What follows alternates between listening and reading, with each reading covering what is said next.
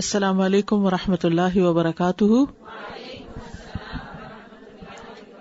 کیا حال ہے سب کا؟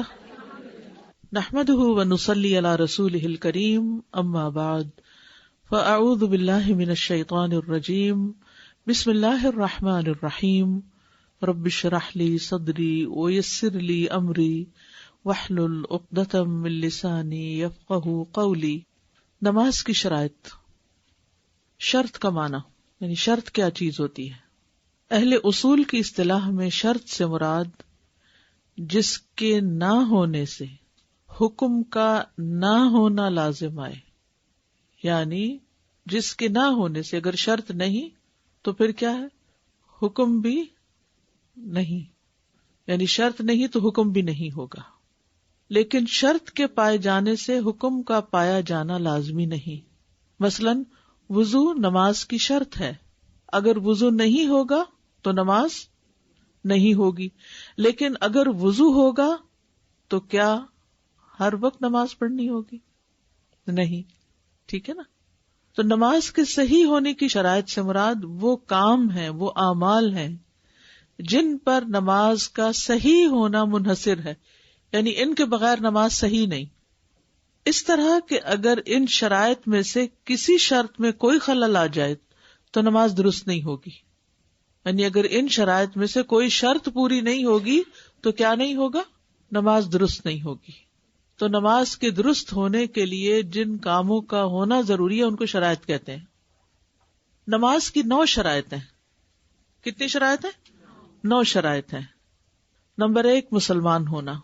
اگر کوئی ایمان ہی نہیں رکھتا اور نماز پڑھ رہا ہے تو اس کی نماز کا کوئی فائدہ نہیں، قبول ہی نہیں. نمبر 2 عاقل ہونا، یعنی مجنون نہ ہو، کیونکہ مجنون پر حکم لازم نہیں، یعنی پاگل جو ہے. نمبر 3 صحیح اور غلط کی پہچان ہونا، جس کو تمییز کہتے ہیں. اوپر آپ دیکھیے عربی بھی لکھی ہوئی، یہ تمیز نہیں ہے. کیا ہے؟ تمییز. تمییز کا معنی ہے تمیز کرنا، یعنی صحیح اور غلط میں فرق جاننا. نمبر 4 نجاست ختم کرنا، ازالت النجاسہ، یعنی نجاست کے ساتھ نماز نہیں ہوتی. نمبر 5 حدث کو ختم کرنا، رفع الحدث، یعنی وضو توڑنے والی چیزیں جو ہیں ان کو ختم کرنا. نمبر 6 سطر کو ڈھانپنا، سطر پوشی. نمبر 7 نماز کے وقت کا داخل ہونا، دخول الوقت. نمبر 8 قبلہ رخ ہو کر نماز پڑھنا. اور نمبر 9 نیت کا ہونا.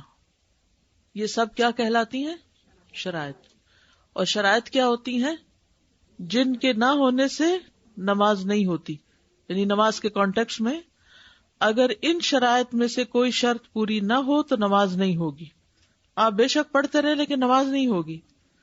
مثلاً ایک پاگل شخص جو ہے جس کو سمجھ ہی نہیں وہ کیا پڑھ رہا ہے، وہ بس کسی کو دیکھ کے ایسی نقل اتار رہا ہے تو وہ نماز نہیں کہلائے گی. اسی طرح جس کو یہ نہ پتا ہو کہ صحیح کیا ہے غلط کیا ہے، یعنی مثلا نماز کے اندر ہی وہ کیا لفظ پڑھ رہا ہے کیا نہیں، یا اسی طرح باقی بھی چیزوں کا اس کو ہوش نہیں، سمجھ نہیں، یا یہ کہ وضو ہی نہیں، یا پھر یہ کہ سطر ہی نہیں ڈھانپا ہوا، یا نماز کا وقت ہی نہیں ہوا پہلے ہی پڑھنی شروع کر دی، یا قبلے کی طرف رخ ہی نہیں کیا، یا نیت کے بغیر ہی کھڑے ہو گئے، صرف ایک ایکسرسائز کے طور پر یہ ایکسرسائز کر لی. تو اگر یہ شرائط پوری نہیں ہوتی ہیں ان میں سے ساری یا کوئی ایک بھی تو نماز قبول نہیں ہوتی، نماز ادا نہیں ہوتی. یعنی جس کے نہ ہونے سے حکم کا نہ ہونا لازم ہے، یعنی اگر شرط نہیں تو نماز بھی نہیں. ٹھیک ہے؟ تو سب سے پہلی شرط ہے مسلمان ہونا. پہلی شرط ہے اسلام. اسلام کے برعکس کیا ہوتا ہے؟ کفر. کافر کوئی بھی عمل نیک کرے تو وہ مردود ہے، وہ قبول نہیں. دلیل کیا ہے؟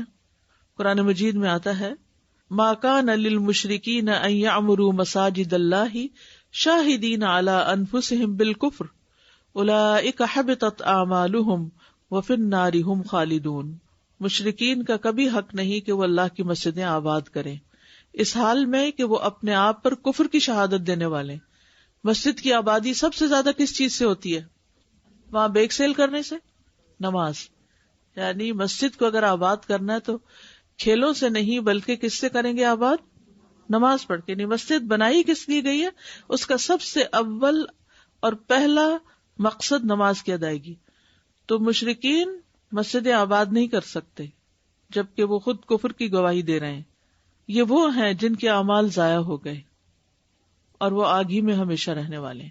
جیسے کہ آپ جانتے ہیں کہ مشرکین مکہ جو تھے وہ بیت اللہ کی بہت خبر رکھتے تھے اور اس کی صفائی ستھرائی کا انتظام اور حاجیوں کی خدمت اور پانی پلانا اور بہت سے اچھے اچھے کام کرتے تھے، لیکن شرک کے ساتھ اور کفر کے ساتھ وہ قبول نہ تھے. تو گویا دوسرے لفظوں میں نماز کی قبولیت کے لیے پہلی شرط کیا ہے؟ عقیدہ کا درست ہونا، توحید کی گواہی دینا. دوسری شرط عاقل ہونا. دوسری شرط عقل ہونا ہے اور اس کے برعکس جنون یا پاگل پن ہے. مجنون آدمی جب تک ہوش میں نہ آ جائے اس سے قلم اٹھا لیا گیا ہے. رسول اللہ صلی اللہ علیہ وسلم نے فرمایا 3 آدمیوں سے قلم اٹھا لیا گیا ہے: سویا ہوا حتیٰ کہ جاگ جائے، دیوانہ کہ عقل مند ہو جائے، اور بچے سے حتیٰ کہ بڑا یا بالغ ہو جائے. مثلا نمبر 1 جو اس میں حدیث میں آیا سویا ہوا. کبھی آپ نے نیند میں نماز پڑھی ہے خواب میں؟ کس کس کو یہ ایکسپیرینس ہوا ہے؟ تقریباً ہر ایک کو ہوتا ہے کہ ذہن میں یہ پریشانی ہوتی ہے کہ کہیں نماز نہ چلی، خاص طور پہ فجر کی نماز. تو آپ نیند میں ہی وضو کر رہے ہوتے ہیں، نیند میں ہی نماز پڑھ رہے ہیں، حتیٰ کہ آپ پوری کی پوری نماز پڑھ جاتے ہیں. تو کیا بیدار ہو کے آپ کہہ سکتے ہیں میں نے تو نماز پڑھ لی، مجھے اچھی طرح یاد ہے میں نے پوری نماز پڑھی؟ تو کیا سوئے ہوئے کی نماز ہوگی؟ نہیں. دیوانہ حتیٰ کہ عقل مند ہو جائے اور بچے سے حتیٰ کہ بڑا بالغ ہو جائے. چھوٹے بچے بھی آ کے ماں کے ساتھ کھڑے ہو جاتے ہیں بغیر وضو کے اور ساری نماز والی حرکتیں پوری نماز پڑھ رہے ہوتے ہیں. تو ان کی نماز نہیں ہے. ٹھیک ہے تیاری ہے نماز کی، لیکن ہم یہ نہیں کہہ سکتے کہ اس نے تو یعنی کہ لازم ہونے سے پہلے یا واجب ہونے سے پہلے ہی نمازیں پڑھ لی تھی. نمبر 3 صحیح اور غلط کی پہچان ہونا. تیسری شرط تمیز ہے، یعنی صحیح غلط کی پہچان رکھنے والا، اور اس کی ضد بچپن ہے. اس کی حد 7 سال ہے. ٹھیک ہے، 7 سال میں نماز کا حکم دیا جائے. 7 سال سے پہلے بچہ پوری طرح صحیح غلط میں تمیز نہیں کر سکتا. قال رسول اللہ صلی اللہ علیہ وسلم مروا اولادکم بالصلاۃ وهم ابناء 7 سنین واضربوهم علیہا وهم ابناء 10 سنین وفرقوا بینہم فی المضاجع. کہ اپنے بچوں کو نماز پڑھنے کا حکم دو جب وہ 7 سال کے ہو جائیں. یہ سن التمییز کہلاتی ہے. فقہ کی اصطلاح میں یہ کیا کہلاتی ہے؟ سن التمییز. اور جب وہ 10 برس کے ہوں تو انہیں مارو اور ان کے بستر آپس میں جدا کر دو. نمبر 4 نجاست دور کرنا، رفع الحدث. نجاست کو 3 چیزوں سے زائل کرنا لازم ہے. نمبر 1 جسم سے، نمبر 2 کپڑوں سے، نمبر 3 نماز پڑھنے والی جگہ سے. کیا کیا پاک ہونا چاہیے؟ جسم پاک ہونا چاہیے اور کپڑے پاک ہونے چاہیے اور جگہ پاک ہونی چاہیے. شابش. بدن سے نجاست دور کرنا، اس کی کیا دلیل ہے؟ پہلا مقام جسم ہے. اس کے جسم پر نجاست میں سے کچھ بھی نہیں ہونا چاہیے. نبی صلی اللہ علیہ وسلم ایک دفعہ 2 قبروں کے پاس سے گزرے جن میں مردوں کو عذاب دیا جا رہا تھا. آپ نے فرمایا ان دونوں کو عذاب دیا جا رہا ہے، لیکن یہ عذاب کسی بڑی بات کی وجہ سے نہیں ہے. ان میں سے ایک پیشاب کی چھینٹوں سے پرہیز نہیں کرتا تھا. اب چھینٹے تو پڑ ہی جاتے ہیں، یعنی آپ جتنا بھی کوشش کریں، لیکن جب آپ یورین پاس کر رہے ہوتے ہیں تو کموڈ کے ساتھ ہی پیشاب ٹکرا کے واپس پلٹ کے آپ کے جسم پہ آ جاتا ہے. لیکن اگر آپ دھوتے نہیں ہیں اور اسی طرح نماز شروع کر دیتے ہیں تو یہ ٹھیک نہیں. تو وہ دھونا کب لازم ہے؟ جب نماز ادا کرنی ہو. یعنی ویسے بھی پاک صاف رہنا چاہیے لیکن نماز کی ادائیگی میں شرط ہے. اسی لیے آپ لباس ایسا پہنے کہ وہ ان چھینٹوں سے بچ جائے جب آپ ٹوائلٹ یوز کر رہے ہوں. اور دوسرا چغلی کھاتا تھا. ایک روحانی نجاست میں مبتلا تھا اور ایک جسمانی نجاست میں. تو گندگی اور نجاست ایسی چیز ہے کہ جو انسان کے لیے دنیا میں بھی تکلیفوں کا باعث ہے اور آخرت میں بھی. اس میں آپ دیکھیے کہ یہ جنات اور یہ جو بری چیزیں انسان کے اوپر حملہ آور ہوتی ہیں، اس کی بھی ایک بنیادی وجہ پاک صاف نہ رہنا ہے. کیونکہ جنات کا مسکن کون سی جگہ ہوتی ہے گھر میں؟ ٹوائلٹس. اسی لیے تو ہمیں دعا سکھائی گئی اللہم انی اعوذ بک من الخبث والخبائث. میرے خیال ہے یہ سب چیزیں آپ کو معلوم ہے، آسان ہے. اس وقت جو چیز آپ پڑھ رہے ہیں وہ کیا ہے؟ صرف دلائل دیکھ رہے ہیں. اور الحمدللہ آپ قرآن پڑھنے کے بعد ان سارے دلائل سے اپنی اپنی جگہ واقف بھی ہیں، اس میں کوئی نئی چیز نہیں، سب احادیث اور آیات آپ نے پڑھی ہوئی ہیں. اب صرف یہ ہے کہ ان کو اپنی اپنی جگہ پر رکھا جا رہا ہے. اور اس علم کا فائدہ یہ ہوتا ہے کہ انسان لیطمئن قلبی، انسان کے اندر ایک اطمینان ہوتا ہے، شرح صدر ہوتا ہے کہ میں یہ کام کر رہا ہوں تو کیوں کر رہا ہوں. پھر کپڑوں سے نجاست دور کرنا، قرآن مجید میں آتا ہے وَثِيَابَكَ فَطَهِّرْ، اور اپنے کپڑے پس پاک رکھو. حضرت اسماء روایت کرتی ہیں کہ ایک عورت نبی صلی اللہ علیہ وسلم کے پاس آئی اور پوچھا ہم میں سے کسی کے کپڑے کو حیض کا خون لگ جاتا ہے تو وہ اس کے بارے میں کیا کرے. آپ نے فرمایا اسے خرش ڈالے، پھر پانی ڈال کر اسے رگڑے، پھر اس پر پانی بہا دے، دھو لے، پھر اس میں نماز پڑھ لے. ٹھیک ہے، یعنی پیریڈز کا خون اگر کسی کپڑے میں لگ جائے تو صرف اتنا حصہ، سارا کپڑا بھی دھونے کی ضرورت نہیں. جیسے خاص طور پہ شادی وادی کے اچھے فینسی سوٹ ہوتے ہیں تو پورا دھونے کی نہیں ضرورت. حائضہ کا پسینہ پاک ہوتا ہے، لعاب دہن پاک ہوتا ہے. صرف اگر جس جگہ پر خون لگا ہے اس جگہ کو اچھی طرح مل کے، خرشنے کا مطلب کیا ہے، یہ جو دو ناخنوں کے بیچ میں ہم اس کو اچھی طرح رگڑتے ہیں، رگڑ کے اس کو اچھی طرح دھو لے، پھر پانی ڈال کر اسے رگڑے. یعنی پہلے اگر ڈرائی اس میں سے بلڈ کے اوپر تھک ہے کچھ تو اتار دے، پھر پانی ڈال کے رگڑے، پھر اس پر پانی بہا دے، پھر اس میں نماز پڑھ لے. صابن لگانے کا بھی حکم نہیں ہے. آپ کے پاس اگر صابن نہیں ہے، کئی دفعہ ایسا ہوتا ہے سفر میں ہوتے ہیں نہیں ہوتا، کپڑا وہی ہے، تو ایسی صورت میں آپ اس کو بس دھو کے صاف کر لیں اور باقی کپڑے میں نماز. ہمارے ہاں کتنی مسکنسپشن ہے کہ لوگ بیڈ شیٹس تبدیل کرتے ہیں اور اپنے گرم کپڑے دھو رہے ہوتے ہیں، کوٹ بھی اور چادریں اور ہر چیز، اپنے آپ کو سخت مشقت میں ڈالتے ہیں کیا سوچ کے پاکی اختیار کریں. تو اب یہ حدیث کیا بتاتی ہے ہمیں کہ صرف اس خون کو دھونا ہے، سارے کپڑے کو نہیں دھونا. اسی کپڑے میں آپ دوبارہ نماز بھی پڑھ سکتے ہیں. اچھا، یہ تو تھا خون کا معاملہ. اب دوسرا معاملہ علقمہ اور اسود سے روایت ہے کہ ایک آدمی حضرت عائشہ کے پاس ٹھہرا، صبح کو وہ اپنا کپڑا دھو رہا تھا. حضرت عائشہ نے پوچھا تیرے لیے کافی تھا کہ اگر تو نے کچھ دیکھا تھا تو اس کی جگہ کو دھو دیتا، یعنی اگر احتلام ہو گیا ہے یا کوئی چیز ایسی کپڑے پہ لگی ہوئی نظر آ رہی ہے تو بس اتنی ہی جگہ دھونے کی ضرورت ہے، یعنی منی وغیرہ کو. اگر تو نے اسے نہیں دیکھا تو اس کے ارد گرد تک پانی چھڑک دیتا. میں نے اپنے آپ کو اس حال میں دیکھا کہ میں اس مادہ منویہ کو، یعنی منی جو ہے، رسول اللہ صلی اللہ علیہ وسلم کے کپڑے سے اچھی طرح کھرچتی تھی، پھر آپ اسی کپڑے میں نماز پڑھتے تھے. یعنی منی جو ہے وہ ناپاک نہیں ہے، وہ اگر سوکھ جائے کپڑے پہ لگ کے تو ایسا ہی ہے جیسے انسان کے جسم سے نکلی ہوئی بلغم. ٹھیک ہے، تو اس کو سوکھی ہوئی کو رگڑ کے، خشک ڈرائی کو جھاڑ کے، صاف کر کے اس میں دوبارہ بھی نماز پڑھی جا سکتی. یعنی اتنا آسان ہے یہ دین. ٹھیک ہے، اور یہ صحیح مسلم کی روایت ہے. پھر نجاست کو دھونا. حسن بصری اپنی والدہ خیرہ جو ام سلمہ کی لونڈی تھی ان سے روایت کرتے ہیں کہ انہوں نے ام سلمہ کو دیکھا کہ وہ لڑکے کے پیشاب پہ پانی بہا دیتی تھی جب تک وہ کھانا نہ کھاتا، اور جب کھانا کھانے لگتا تو اسے دھوتی. بہا دیتی سے مراد کیا ہے؟ جیسے چھڑک دینا یا اس کو یعنی پوری طرح نچوڑ کے نہیں دھونا. ٹھیک ہے، صرف پانی ڈال دینا. اور لڑکی کے پیشاب کو دونوں صورتوں میں دھوتی تھی، کیونکہ وہ ایک جگہ ہوتا ہے دھونا آسان ہوتا ہے، لڑکے کا پیشاب اڑ کے سارے کپڑے پہ چلا جاتا ہے تو اس کے اوپر چھینٹے ڈال کے بھی اس کو صاف کیا جا سکتا ہے. یعنی اس کو پورا کمپلیٹ دھونا جو ہے وہ ضروری نہیں، لیکن شرط کیا ہے؟ جب تک کہ وہ دودھ پیتا ہو. جب وہ سالڈز پہ آ جائے، جیسے آفٹر 4 months آپ بچوں کو کچھ کھانے پینے کو دیتے ہیں تو اس صورت میں پھر نہیں. یعنی پہلے تو یہ روٹی کے ٹکڑا وہ تو بچے بعد میں پکڑتے تھے، اب تو ہم خود ان کے منہ میں ڈالنا شروع کر دیتے ہیں، سیریل وغیرہ. تو جب سیریل دینے لگے یا آپ ان کو کوئی بھی چیز سالڈ دینے لگے تو پھر اس پیشاب کو دھونا ہوگا. نجاست کو دھو کر اسی کپڑے میں نماز پڑھنا اگرچہ نشان باقی رہے. یعنی بعض اوقات ہم دھوتے ہیں لیکن اس کے باوجود بھی کاٹن ہے مثلاً تو اس پہ بلڈ کا جو اسپاٹ ہے وہ پھر بھی نظر آ رہا ہے. مل کے دھویا، 3 دفعہ دھویا، نچوڑ کے دھویا، لیکن نشان نظر آ رہا ہے تو اب کیا کریں؟ عمر ابن میمون سے روایت ہے، انہوں نے کہا کہ میں نے سلیمان بن یسار سے آدمی کے کپڑے کو لگ جانے والی منی کے بارے میں پوچھا کہ انسان اس جگہ کو دھوئے یا پورے کپڑے کو دھوئے.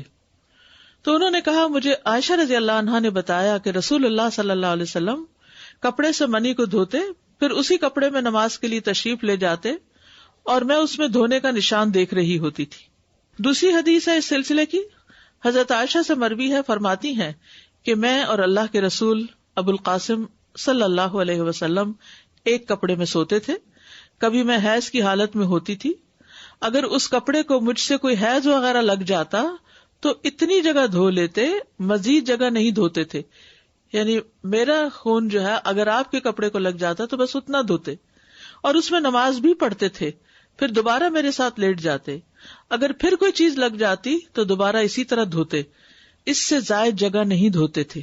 کتنی آسانی اور کتنی واضح دلیل ہے یہ. حائضہ کا لباس پاک ہوتا ہے, یعنی باقی جیسے دوپٹہ ہے, قمیص ہے. حضرت عائشہ کہتی ہے کہ رسول اللہ صلی اللہ علیہ وسلم رات کو نماز پڑھتے اور میں آپ کے ایک طرف لیٹی ہوتی تھی, جبکہ میں حائضہ ہوتی تھی. مجھ پر ایک چادر ہوتی تھی جس کا کچھ حصہ رسول اللہ صلی اللہ علیہ وسلم پر ہوتا تھا, اور آپ نماز کی حالت میں ہوتے تھے. ٹھیک ہے, کیونکہ کمرے چھوٹے چھوٹے تھے نا, یہ تو نہیں کہ بیڈ روم الگ ہے اور نماز کا کمرہ الگ ہے, وہیں پر سو رہے ہیں, وہیں پر نماز پڑھ رہے ہیں. تو چادر اوڑھ کے جس سے حضرت عائشہ سو رہی ہیں تو اس چادر کا کچھ حصہ نبی صلی اللہ علیہ وسلم کی نماز کے حصے پر یا آپ کے جسم کو بھی لگ رہا ہوتا تھا. تو ایسی صورت میں آپ نماز پڑھتے رہتے تھے, جبکہ حضرت عائشہ حیض سے ہوتی تھی. اسی طرح ایک دفعہ آپ صلی اللہ علیہ وسلم نے ان کو کہا کہ تم مجھے جائے نماز پکڑاؤ, تو انہوں نے کہا کہ میں حیض سے ہوں. تو آپ نے فرمایا کہ حیض تمہارے ہاتھ میں نہیں. ہمارے یہاں کیا تسبیح پکڑ سکتے ہیں, کیا جائے نماز پکڑ سکتے ہیں, کیا مصحف کو پکڑ سکتے ہیں. تو خواہ مخواہ کی پابندیاں ہم نے اپنے اوپر خود لگا رکھی ہیں, اس میں کوئی ایسی مشکل بات نہیں ان دلائل کے ہوتے ہوئے. ٹھیک ہے. پھر جوتوں کی طہارت. ایک بار رسول اللہ صلی اللہ علیہ وسلم اپنے صحابہ کو نماز پڑھا رہے تھے کہ آپ نے دوران نماز میں اپنے جوتے اتار کر اپنی بائیں جانب رکھ لیے. جب صحابہ نے آپ کو دیکھا تو انہوں نے بھی اپنے جوتے اتار دیے. جب رسول اللہ صلی اللہ علیہ وسلم اپنی نماز سے فارغ ہوئے تو فرمایا, تم لوگوں نے اپنے جوتے کیوں اتارے؟ انہوں نے کہا, ہم نے آپ کو دیکھا کہ آپ نے اپنے جوتے اتارے ہیں تو ہم نے بھی اپنے jooتے اتار دیے. رسول اللہ صلی اللہ علیہ وسلم نے فرمایا, بے شک جبرائیل میرے پاس آئے اور مجھے بتایا کہ آپ کے جوتے میں گندگی لگی ہے. آپ صلی اللہ علیہ وسلم نے فرمایا, جب تم میں سے کوئی مسجد میں آئے تو دیکھ لیا کرے, اگر اس کے جوتوں میں کوئی گندگی یا نجاست نظر آئے تو اسے پوچھ ڈالے, پھر ان میں نماز پڑھ لے. یعنی صرف نجاست ہٹانا ضروری ہے, جوتا ہٹانا پورا ضروری نہیں. ٹھیک ہے. اس زمانے میں کارپیٹس وغیرہ نہیں ہوتے تھے, لوگ سیدھے فرش پر ہی نماز پڑھتے تھے. ہلکی ہلکی کنکریاں جیسے بچھی ہوتی ہیں وہ بچھی ہوتی تھی, اور بعض اوقات اتنی سخت گرمی ہوتی تھی کہ جوتا اتار کے نماز پڑھنا محال. تو وہ یعنی اگر مٹی میں جوتا لتھڑا ہوا آ رہا ہے تو مٹی تو ناپاک نہیں, ہاں اگر کوئی چیز راستے میں جیسے کسی جانور کی کوئی بیٹ لگ گئی یا کچھ تو چیک کر لے, اگر کچھ ہے تو اس کو سوکھے کو ہٹا دے. اگر ہاں گیلی کوئی چیز لگ گئی ہے تو پھر اس پہ پانی بہا لے 3 دفعہ اور اس کو صاف کر لے, اور اس میں نماز پڑھ سکتے ہیں. جیسے بچے کھیلنے کے لیے جاتے ہیں, جم جا رہے ہیں, پارک جا رہے ہیں, تو اب وہاں پر جوتے اتار کے تو نہیں رکھ سکتے, جوتوں میں بھی نماز پڑھی جا سکتی ہے. ہاں نماز پڑھنے سے پہلے یہ چیک کر لیں کہ اس میں کوئی نجاست تو نہیں لگی. ٹھیک ہے. دین کتنا آسان ہے, لیکن ہمارے توہمات نے اس کو مشکل بنا رکھا ہے. ان ساری چیزوں کو پڑھتے ہوئے مجھے یہ خیال آ رہا ہے کہ ہم سمجھتے ہیں نماز اللہ کے لیے ہے, اللہ تعالیٰ کو کوئی فائدہ ہو رہا ہے, جبکہ ان ساری چیزوں سے کس کو فائدہ ہو رہا ہے؟ ہمیں فائدہ ہو رہا ہے. جسے ابن القیم نے کہا نا کہ نماز بیک وقت جسمانی اور روحانی ورزش ہے, تو کس کو فائدہ ہے؟ ہمیں فائدہ ہے. زیادہ سے زیادہ ہم اس میں اللہ کی تسبیح کر دیتے ہیں, چلیے ٹھیک ہے اللہ کی تعریف ہو گئی, وہ اس سے بھی بے نیاز ہے, کیونکہ زمین آسمان کی ہر چیز اس کی تسبیح کر رہی ہے, اس کو نہیں ضرورت تمہاری تسبیح کی. ہاں ہم کرتے ہیں تو یہ ہم اپریشیٹ کرتے ہیں نا, یعنی جس نے آپ پر اتنے احسان کیے, جب آپ اس کی تعریف کرتے ہیں یا دعا کرتے ہیں, کیونکہ نماز میں کیا ہے, دعا ہے. دعا کس کو پھر فائدہ دیتی ہے؟ اللہ کو تو فائدہ نہیں دیتی, اس کو تو دینا ہی ہوتا ہے, پھر ہمیں فائدہ دے رہی ہے. اور جب ہمارے ایکشنز ہوتے ہیں تو یہ ایکشنز اللہ کو کیا فائدہ دیتے ہیں؟ کچھ بھی نہیں. ہم پہ فرض کر کے ہمارا ہی فائدہ اس میں رکھا, اور پھر دن میں 5 دفعہ ہمیں پاک صاف رہنے کا طریقہ سکھایا. سبحان اللہ. فائدہ تو سراسر ہمارا اپنا ہی ہے. اگر نماز نہ ہو تو ہم یعنی گندگی, نجاست, صفائی, ان چیزوں کا خیال بھی نہ رکھیں. لیکن صفائی میں بھی ہمیں ایکسٹریم پر نہیں پہنچایا, کہ جیسے بنی اسرائیل کے ساتھ تھا نا کہ اگر کسی کپڑے کو پیشاب لگ جاتا تو دھو کے نہیں پاک ہوتا تھا, اس کو کاٹنا ہوتا تھا, اور نصارہ جو تھے وہ اسی میں نماز ادا کر لیتے تھے. دو ایکسٹریمز. تو ہمیں کیا کہا کہ بس اتنا حصہ صاف کر لو جس کی ضرورت ہے، اور اس میں بھی اگر نشان وغیرہ باقی ہے تو کوئی حرج نہیں، دھونا کافی ہے. پھر جگہ سے نجاست دور کرنا، نماز پڑھنے کی جگہ کی صفائی کا خیال رکھنا. وَأَهِدْنَا إِلَىٰ إِبْرَاهِيمَ وَإِسْمَاعِيلَ أَن طَهِّرَا بَيْتِيَ.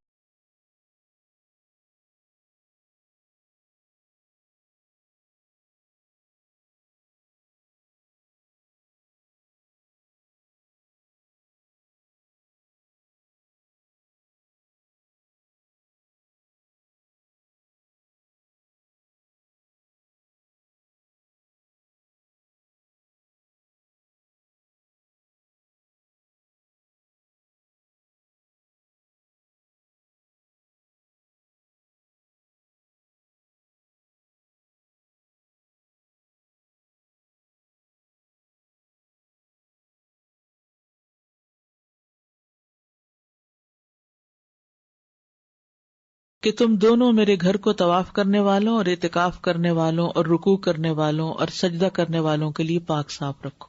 تو یہ دلیل ہے اس بات کی کہ عبادت کی جگہ کو پاک صاف ہونا چاہیے. ٹھیک ہے. حضرت عائشہ رضی اللہ عنہا فرماتی ہے کہ رسول اللہ صلی اللہ علیہ وسلم نے محلوں میں مسجدیں بنانے کا حکم دیا، اور یہ بھی کہ وہ مسجدیں پاک اور صاف رکھی جائیں اور ان میں خوشبو لگائی جائے. کچھ عرصہ پہلے ہماری کچھ بہنیں مسجد میں بخور جلاتی تھی، پھر وہ زیادہ مصروف ہو گئی تو بخور کی رسم جو وہ ختم ہو گئی. تو اس میں آپ دیکھیے کہ مسجد کی صفائی اول دور سے ہی عورتوں کے حصے میں آئی. مسجد نبوی کی صفائی بھی ایک خاتون کرتی تھی، جس کا پھر انتقال ہو گیا تو نبی صلی اللہ علیہ وسلم نے اس کی قبر پہ جا کے اس کا جنازہ پڑھا، کیونکہ یہ کام کوئی معمولی کام نہیں تھا، اللہ کے گھر کو صاف کرنا تھا.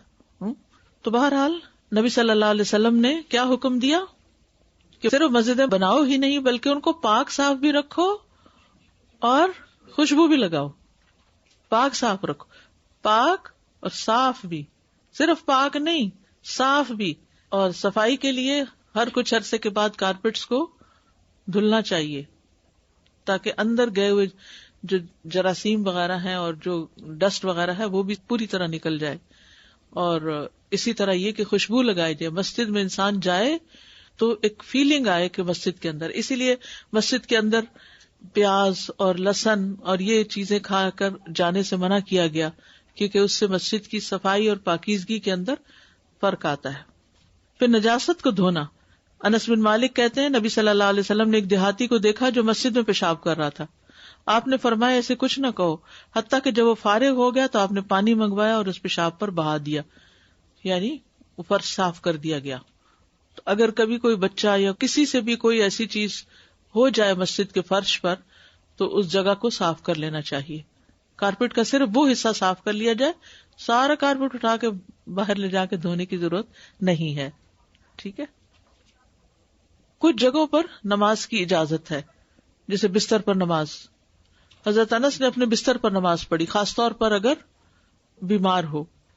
حضرت عائشہ سے روایت ہے، انہوں نے بتایا کہ رسول اللہ صلی اللہ علیہ وسلم اپنے اہل کے بستر پر نماز پڑھتے جبکہ وہ خود آپ کے اور قبلے کے درمیان جنازے کی طرح لیٹی ہوتی تھی. یہاں ایک بڑی اہم بات سمجھ میں آتی ہے کہ بعض اوقات گھر چھوٹے ہوتے ہیں، بہت ہی چھوٹے ہوتے ہیں، جس کا شاید آپ تصور ہی نہیں کر سکتے. کبھی جھگیاں دیکھیں، کتنی ہوتی جھگی، اس میں ان کے کپڑے ہوتے ہیں، اسی میں ان کے پکانے کا سامان ہوتا ہے، اسی میں ان کے لپیٹے ہوئے بستر ہوتے ہیں، اسی میں پھر وہ کھول کے سو جاتے ہیں، پھر وہی لپیٹ دیتے ہیں. اب اگر بچے سو رہے ہیں کہ جھگی والے کے 5 بچے ہیں اور وہ بچے سو رہے ہیں اور قبلہ بھی اسی طرف ہے اور سردی کا موسم ہے، باہر بھی نہیں نکل سکتا، اور اس نے اگر نماز پڑھنی اور بچے سامنے پڑے تو کوئی حرج نہیں. ہمارے ایسو کہتے نہیں آگے کوئی جنازہ ہے، یہ نہیں، جنازہ تو جنازہ ہی ہے، وہ تو زندہ انسان کا نہیں ہوتا، مردہ کا ہی ہوتا ہے. تو یہ نہیں کہ جان بوجھ کے لیٹ جائے کوئی نمازی کے آگے آ کے، لیکن اگر ضرورتاً کوئی لیٹ گیا ہے تو کیا ہوگا، نماز ہو جائے گی. ازواج مطہرات کے کمرے جو تھے بہت چھوٹے تھے، تو حضرت عائشہ سامنے لیٹی ہوئی ہیں اور بستر کا ایک حصہ ان کے نیچے اور بستر کا دوسرا حصہ باہر کو ہے، جس پر آپ صلی اللہ علیہ وسلم کھڑے ہو کر نماز پڑھ رہے ہیں. کیونکہ بستر سے مراد یہ نہیں کہ پلنگ پہ ہی چڑھ کے نماز پڑھی جائے، پہلے تو ایسے تخت پوش بھی ہوتے تھے، لیکن یہ کہ نیچے زمین پر بھی اگر بستر بچھا ہوا ہے اور آپ کو اس پر نماز پڑھنی ہوتی، عام حالات میں تو ہمارا بستر نیچے نہیں ہوتا یا ہم بستر پر نہیں کھڑے ہو کر نماز پڑھتے، لیکن کبھی مہمان گھر میں آ جائیں تو کیا ہوتا ہے، بستر آ جاتا ہے نا نیچے. اب وہ ایک ہی لمبی چیز بچھائی ہوئی ہے یا پھر شیٹ بچھائی ہوئی ہے، تو اب آپ کہیں کہ یہ شیٹ لپیٹو اور مجھے ادھر جائے نماز ہی ڈالنی ہے تاکہ میں نماز پڑھوں، تو اس تکلف کی کوئی ضرورت نہیں. جہاں بھی آپ کو موقع ملے پڑھ لیں. ہاں اگر میٹرس بچھا ہوا ہے تو میٹرس پہ نماز نہیں پڑھے کیونکہ وہ نرم ہے. بس اتنی سی بات ہے.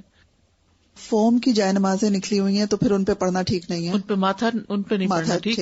آپ اس طرح کریں کہ ذرا سا آگے ہو کے نیچے نارمل کارپیٹ پہ یا لکڑی کا فلور ہے تو اس پہ پھر سجدہ کریں. باقی آپ کے گھٹنے اور ہاتھ اور وہ سب ٹھیک ہے، کیونکہ عمر کے ساتھ ساتھ انسان کے جو گھٹنے ہیں ان کو سخت زمین پہ مشکل ہوتی ہے بچھانا، تو پڑھ سکتے ہیں. ہم نے ابھی پڑھا کہ ابراہیم اور اسماعیل علیہ السلام کو اللہ نے مسجد صاف رکھنے کا حکم دیا، تو یہ کتنا بڑا عمل ہے کہ اس کو پیغمبروں کو حکم دیا گیا، اور ہم اس کو کیا سمجھتے ہیں؟ ہم سمجھتے شاید یہ کوئی کمتر درجے کا کام ہے. مجھے تو ہمیشہ اس سے ہوتا ہے کہ آپ نے اس خاتون کے جس کو آپ کو بتائے بغیر جنازہ پڑھ دیا گیا، رات کو ہی دفنا دیا گیا، کہ آپ کو کیا تکلیف دینی ہے، معمولی سی عورت تھی، صفائی وغیرہ ہی کرتی تھی کیا، لیکن نہیں، آپ نے اس کو اتنا آنر بخشا. اور یہ بہت بڑی مثال ہے اور اتنی انکریجنگ ہے کہ کتنا بڑا ریوارڈ ہے اس شخص کا کہ جو مسجد کی کیئر کرتا ہے، چاہے وہ ایک کالی حبشی عورت ہی اس اعتبار سے تھی کہ جس کا کوئی گھر بار شاید نہیں تھا اور مسجد کے پاس ہی کہیں رہتی تھی اور لک آفٹر کرتی تھی. تو دنیا میں کسی کا اسٹیٹس نہ بھی ہو لیکن اس کا کام، اور خاص طور پر اخلاص سے کیا ہوا کام، اللہ کو اتنا پسند آ جائے کہ اللہ کے نبی اس کو اتنا بڑا آنر بخشیں اتنی مصروفیت کے باوجود.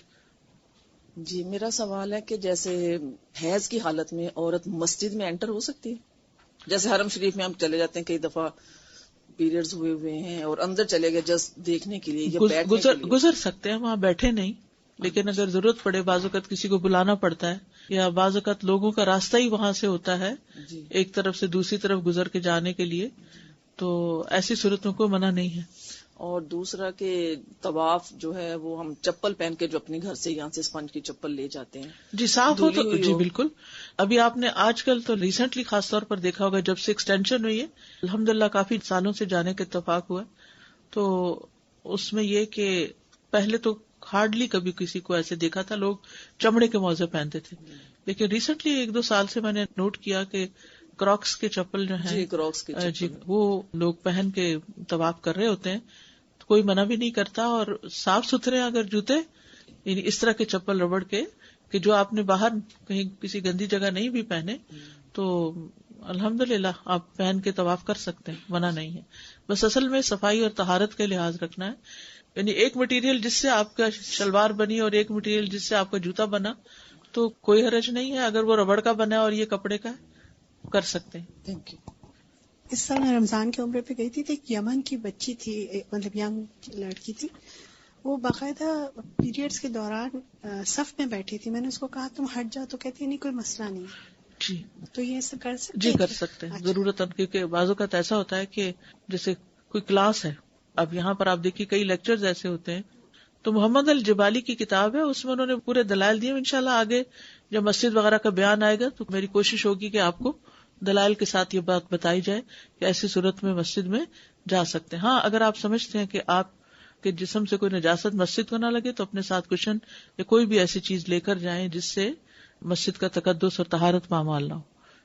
جب اپنے زمانے میں دیکھا کہ ایک نماز کی چوکی ہوا کرتی تھی جس پر نماز پڑھا کرتے تھے خاص طور سے، لیکن اب اگر یہاں تو یہ نہیں ہے تمام، کیا ضروری ہے کہ وہ جگہ سخت ہو؟ جیسے اب یہاں بیڈ ہوتے ہیں، اگر کہیں کوئی ایسی مجبوری آ گئی کہ جگہ نہیں ہے کہیں پڑھنے کی تو اس بیڈ پر نماز پڑھی جا سکتی؟ اگر مجبوری، دیکھیے ایک اصول ہے فقہ کا، الضرورات تبیح المحظورات. اس کا معنی کیا ہے کہ ضرورتیں جو ہیں وہ محظورات کو مباح کر دیتی ہیں. یعنی محظورات وہ امور ہوتے ہیں کہ جن سے روکا گیا ہے، یعنی جن چیزوں کو منع کیا گیا ہے، لیکن جب کوئی اب آپ کے پاس اور آپشن ہی نہیں تو پھر اس صورت میں نماز ہو جائے گی. اب ایسے سخت ہونی چاہیے جگہ، جی سجدے کی جگہ جو ہے نا سخت ہونی.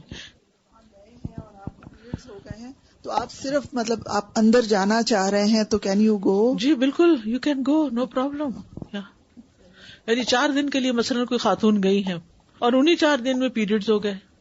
بعض اوقات ایسا ہوتا ہے جیسے ہسبینڈ کا پروگرام ہے, آپ کو انہی دنوں میں جانا, آگے پیچھے نہیں جا سکتے, یا وہی 4 چھٹیاں ہیں, اب پیریڈز ہو گئے, تب آپ کعبہ بھی دیکھے بغیر آ جائیں گے. ایسی سختی نہیں کی گئی دین میں, کوئی دلیل نہیں اس بات کی. آگے انشاءاللہ میں اس پر ڈیٹیل سے بات کروں گی. ابھی فی الحال اسی پر رہیے, کیونکہ اگر ہم بہت بحثوں میں چلے گئے تو اصل سبق چلا جائے گا. اس وقت فوکس رکھیے دلائل کو جاننا اور علم حاصل کرنا, تاکہ جو سیکھ رہے ہیں وہ پکا ہو جائے. اور جو اس قسم کے سوال ہیں آپ اگر لکھ کے مجھے دے دیں تو یہ بہت آپ کی مہربانی ہوگی. لکھے ہوئے سوال چھوڑ دیں اس قسم کے, تاکہ میں ان کے دلائل لے کر آپ سے بات کروں, زبانی باتیں نہ کروں. نمبر 5, باوضو ہونا. حدث کو ختم کرنا یعنی باوضو ہونا. 5ویں شرط, حدث کو ختم کرنا, اس سے مراد معروف وضو کرنا ہے. حدث ہوتا ہے پیٹ سے گیس کا نکلنا یا پیشاب پخانہ کا پاس ہونا. حدث کی وجہ سے معروف وضو واجب ہو جاتا ہے. وضو نماز کی شرط ہے. حدیث میں آتا ہے لا تقبل صلاۃ بغیر طہور. رسول اللہ صلی اللہ علیہ وسلم نے فرمایا طہارت کے بغیر نماز قبول نہیں ہوتی.